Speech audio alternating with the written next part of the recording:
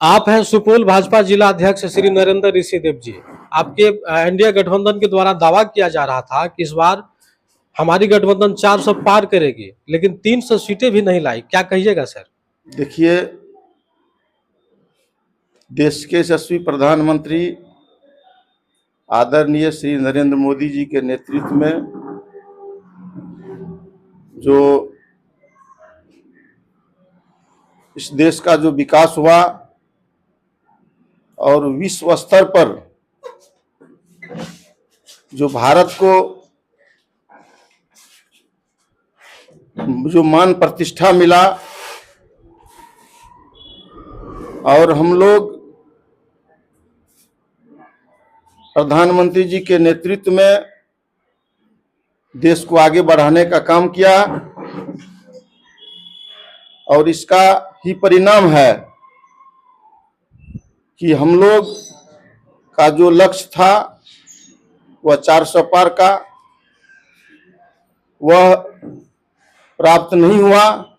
फिर भी देश के जनताओं ने प्रधानमंत्री मोदी को तीसरी बार पुनः प्रधानमंत्री बनाने का जनादेश दिया है। लेकिन सर, बहुमत का आंकड़ा पार न करना ये किस ओर ले जाता है? आखिर क्या कारण रहा है इसका? देखिए, सबसे बड़ी बात है कि जो खास करके इंडी गठबंधन का जितने भी नेता थे वह जनता में एक दुष्प्रचार करके कि मोदी जी आएंगे तो संविधान खत्म हो जाएगा, लोकतंत्र खत्म हो जाएगा, ये सब सारी भ्रांतियां फैला करके दूसरी बात दिग्भ्रमित करने का काम किया। और आप देखते होंगे, कल जो मैंने टीवी पर जो देखा तो वहां मुस्लिम महिलाओं की संख्या लखनऊ और कर्नाटक में काफी तादाद में मुस्लिम महिलाओं ने वह गारंटी कार्ड लेकर, जिस पर राहुल गांधी जी ने 8,000 8,500 रुपया प्रत्येक महीना देने का वादा किया था, वह कार्ड लेकर के उनके कार्यालय में पहुंचा। तो उन्होंने, इंडी गठबंधन ने जिस तरह से छल प्रपंच करके लोगों को दिग्भ्रमित करके प्रलोभन दे करके वह जो उन्होंने वोट हासिल किया है, और एक आदमी, एक ईमानदार व्यक्ति को रोकने के लिए आज सारा जो क्षेत्रीय दल हैं कांग्रेस के नेतृत्व में आज पूरा एक होकर के दिग्भ्रमित करके जनता को गुमराह करके जो है यह दिग्भ्रमित करने का काम किया। इसके चलते क्या कारण है कि सर उत्तर प्रदेश, जहां नरेंद्र मोदी की सरकार ने रामलला के मंदिर को बनाया, रामलला को स्थापित किया, वहां भी कम से कम सीटें देखने को मिला? देखिए, सबसे बड़ी बात है कि हम लोगों के संगठन में जो संगठन का जो हम लोग ढांचा जो बूथ स्तर तक तैयार किए हैं, निश्चित रूप से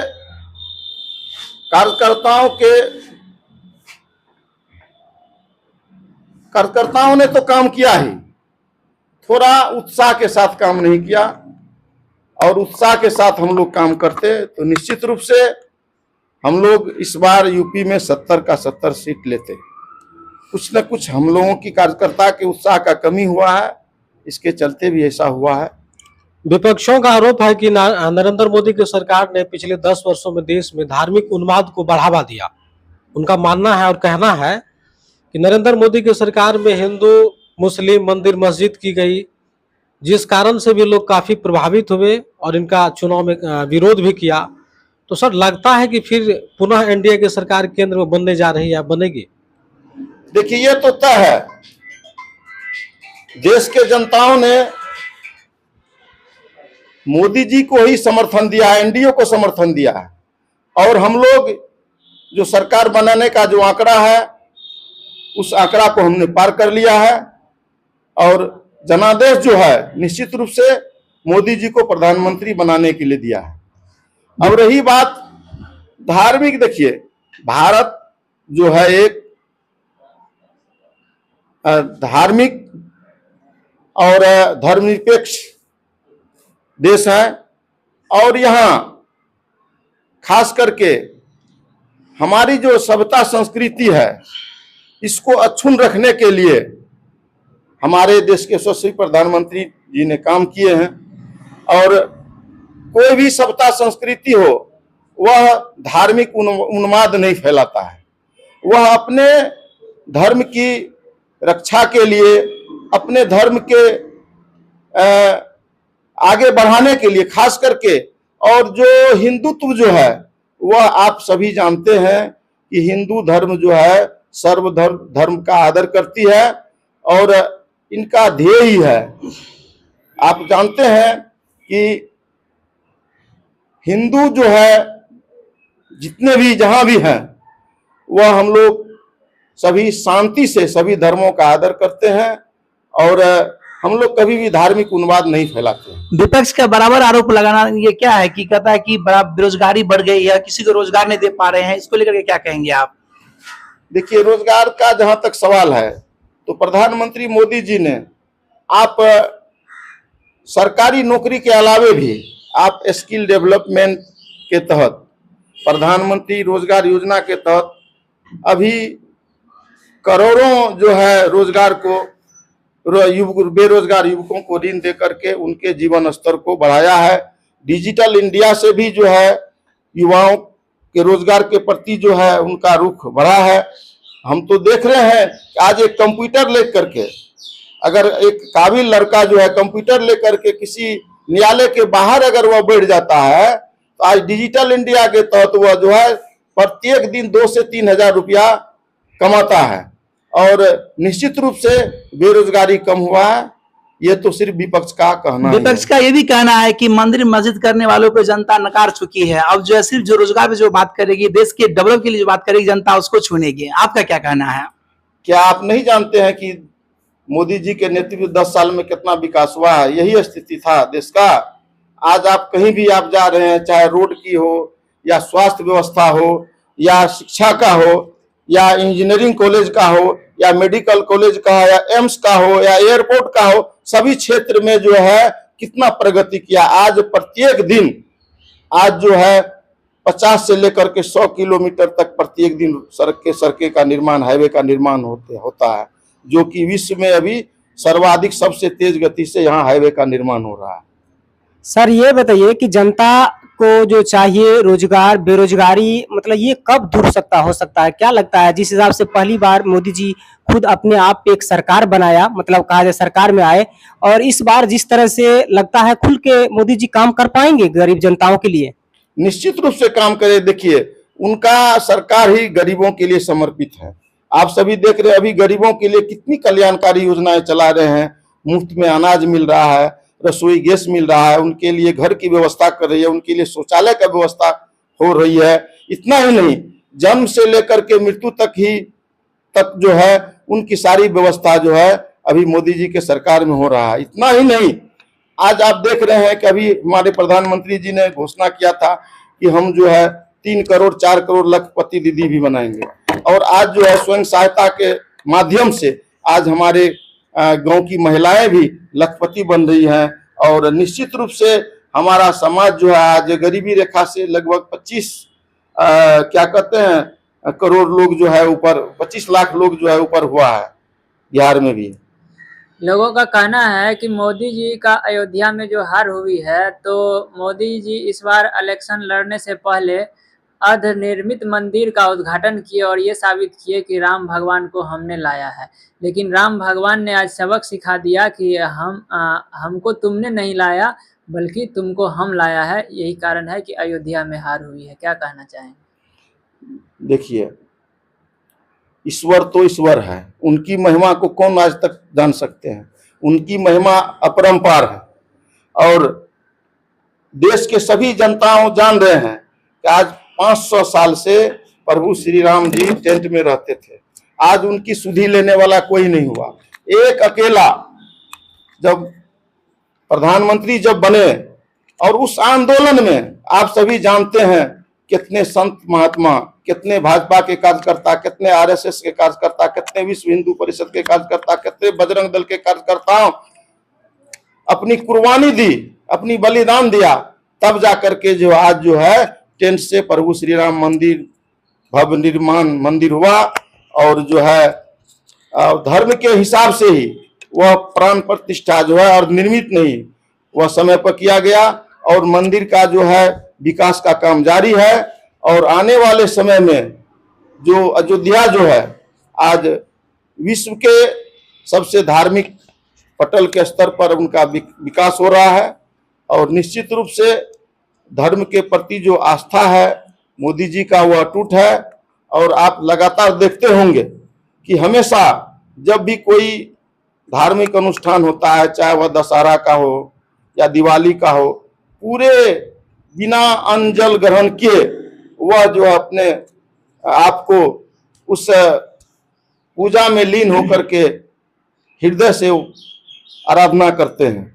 लेकिन लोगों का कहना है कि जिस तरह से भारतीय जनता पार्टी के द्वारा जनता को ठगने का काम किया गया है, 15 लाख अकाउंट में दिया जाएगा, काला धन वापस आएगा, रोजगार दिया जाएगा, लेकिन ये सब मुद्दा को लेकर के मोदी जी जो है चुनाव हार गए। लेकिन 5 किलो राशन देकर के जनता को बेवकूफ बनाया, इसी कारण है कि मोदी जी को इतना कम वोट आया। देखिए, ये सब बात नहीं है। जो बात आप बोल रहे हैं कि 15 लाख की बातें नहीं की गई थी, 15 लाख उदाहरण दिया गया था। और उसको जो है आप लोग जितने भी मीडिया लोग हैं या अन्य विपक्षी लोग हैं, उनको इस ढंग से तोड़ मरोड़ कर जो पेश किया गया, ये बोला कि काला धन जो है अगर विदेश से आता है तो एक एक नागरिक के खाते में 15 लाख रुपया का हिस्सा बनता है। ये उदाहरण देकर समझाया गया था। ये नहीं कहा था कि हम जो है 15 लाख जो है सरकार बनने के बाद दे देंगे, ऐसा उदाहरण दिया गया था। सर, देश की जनता आपसे जानना चाहती है कि देश में आखिर भारतीय जनता पार्टी की सरकार क्यों जरूरी है। हालांकि देश ने इंदिरा गांधी के कार्यकाल को भी देखा, डॉक्टर जवाहरलाल नेहरू के भी कार्यकाल को देखा, लेकिन पिछले 10 वर्षों में मोदी को भी कार्यकाल को देश ने देखा है, उसे सराहा है। तो क्या जरूरी है, आखिर क्या लगता है कि बीजेपी की सरकार देश में क्यों जरूरी है? देखिए, अभी जो देश का जो स्थिति है, जो देश का जो विरोधी ताकतें हैं, जो विरोधी ताकतें कितनी तेजी से बढ़ रही थी, उस विरोधी ताकतों को का जो है फन कुचलने का काम मोदी जी ने किया। अभी देश की जो सुरक्षा है और देश की सभ्यता संस्कृति है और देश को परम वैभव पर आगे ले जाना है और इस देश से गरीबी दूर करना है, बेरोजगारी दूर करना है। और खास करके अभी देख रहे हैं कि कांग्रेस के समय में पड़ोसी से कितना संबंध खराब था और बार बार छोटी मोटी बातों पर अपने सीमावर्ती इलाकों में इतना तनाव हो जाता था और उसका जो है हमारे देश के सैनिक जो है जो सुरक्षा में वहाँ है बॉर्डर पे, उनको कुर्बानी देना पड़ता था। लेकिन आप देख रहे हैं जब से मोदी जी की सरकार आई है तो आपने देखते हैं सीमा पर विवाद भी घटा है और हम लोग उसका जो ईंट का जवाब पत्थर से देने का काम करते हैं। और इतना ही नहीं, जब सर्जिकल स्ट्राइक हुआ था तो देखे होंगे कि हम लोग पाकिस्तान जाकर के जो आतंकवादी को वहां जो है ध्वस्त करने का काम किया, उसका कैंप को ध्वस्त करने का काम किया। एक आखिरी सवाल सर करेंगे कि क्या लगता है कि भारतीय जनता पार्टी की सरकार तीसरी बार केंद्र में बन रही है। नीतीश कुमार और चंद्रबाबू नायडू इस समय देश का एक बहुत बड़ा चेहरा है, इनके ही जन समर्थन से केंद्र में सरकार बनेगी। कहा जा रहा है कि 9 जून को नरेंद्र मोदी तीसरी बार प्रधानमंत्री की शपथ लेंगे, इसमें कितनी सत्यता है? इसमें कोई संशय नहीं है। संसदीय दल की बैठक हुई है और एनडीए की बैठक हुई है, इसमें सर्वसम्मति से हमारे देश के यशस्वी प्रधानमंत्री मोदी जी को तीसरी बार पुनः दल का नेता चुना गया है। और हमारे बिहार के यशस्वी मुख्यमंत्री आदरणीय नीतीश कुमार जी, चंद्रबाबू नायडू जी ने अपना लिखित समर्थन मोदी जी को दे दिया है और उनके नेतृत्व में विश्वास होकर के एक भारत को शक्तिशाली राष्ट्र के रूप में निश्चित रूप से ये लोग आगे ले जाएंगे।